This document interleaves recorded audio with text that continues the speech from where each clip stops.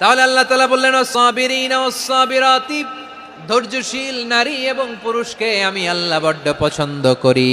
ওয়াস্তাঈনু বিস-সাবরি ওয়াস-সালাহ ওয়া ইন্নাহা লাকাবীরাতুন ইল্লা আলাল খাশিঈন।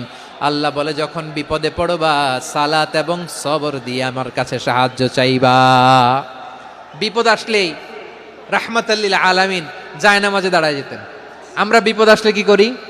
হায় হুতাশ, ফেসবুকে স্ট্যাটাস দেই, ঠিক কিনা? ফেসবুকে শেয়ার দেই। বিপদ আসলে বন্ধুর সাথে শেয়ার দেওয়ার আগে, নিজের স্ত্রীর সাথে শেয়ার দেওয়ার আগে, ফেসবুকে শেয়ার দেওয়ার আগে শেয়ার করবো কার সাথে? আল্লাহর সাথে। কারণ আপনার বিপদ থেকে আপনার কেউ উদ্ধার করতে পারে না, একজন সত্তা ছাড়া। চিল্লায় বলতে হবে তিনি কে?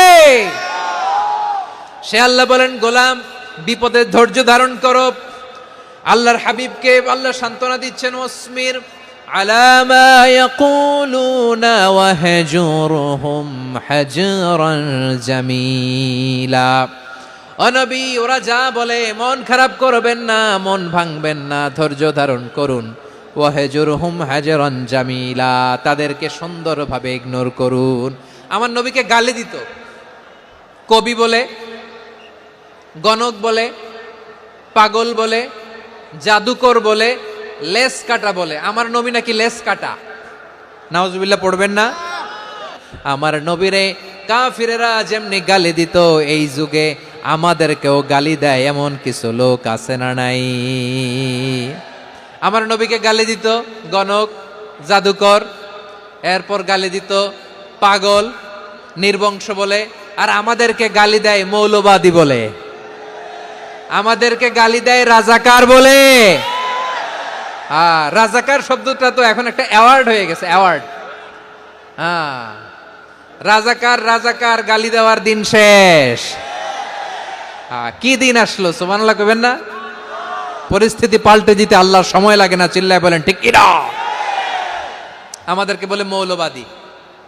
আমরা আসল কথা বলি, ভালো কথা বলি, দেশপ্রেমের কথা বলি, আমরা জনগণের কথা বলি, আমরা মা মাটি ও মানুষের কথা বলি, আমরা ইসলামের কথা বলি, আমরা দেশের সমৃদ্ধির কথা বলি। এজন্য আমাদেরকে বলে মৌলবাদ। আবার আমাদেরকে বলে ধর্ম ব্যবসায়ী। আছে না নাই? আমরা ধর্মের সত্য কথা প্রচার করি, যেটা দেশের ভালো, জনগণের ভালো, সেটা উপস্থাপন করি, আমাদেরকে বলে ধর্ম ব্যবসায়ী। আমার প্রিয় ভাইরা, যারা ইসলামের কথা বলে, যারা কোরআনের কথা বলে, এরা ধর্ম ব্যবসায়ী নয়। খবরদার, আলেমদের বিরুদ্ধে দাঁড়াবেন না। আলেমদের